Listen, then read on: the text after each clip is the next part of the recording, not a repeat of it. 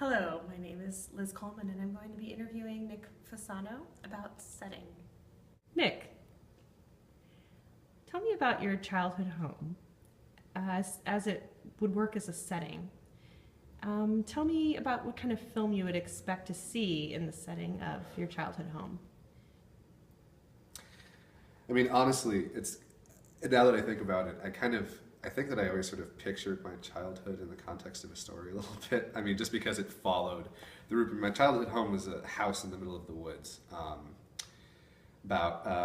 We had a dirt road leading up to the house, which was through more woods and a swamp, and it was about a mile long. So we were pretty out there. Relatively as much as you can be in Massachusetts. But basically, I spent almost my entire childhood walking through the forest with my dog and just playing in the trees and imagining stuff. If I was to imagine my childhood as a film, honestly, it would be something kind of along the lines of magical realism, probably kind of like a coming of age story in the vein of like Pan's Labyrinth a little bit, where it's sort of, you would have the real world juxtaposed with the very internal and sort of rich existence of this young boy, probably. It doesn't really matter. It's my childhood, though, so it's a boy. I don't know. Probably along those lines. Maybe some animals. We always had lots of animals around. Like there were deer and lots of pets. So, maybe that would feature into it somehow. I love the Redwall books, so maybe it would sort of be like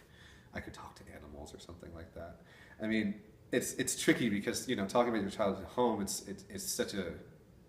it can be very sacred for a lot of people, and I think it is kind of sacred for me. So it's like, also just there was no darkness at that point in my life. Like I was very happy as a kid. So I think it would have to be kind of like a children, like kind of like magical realism. Guillermo del Toro could make it. Yeah, I think that's kind of yeah.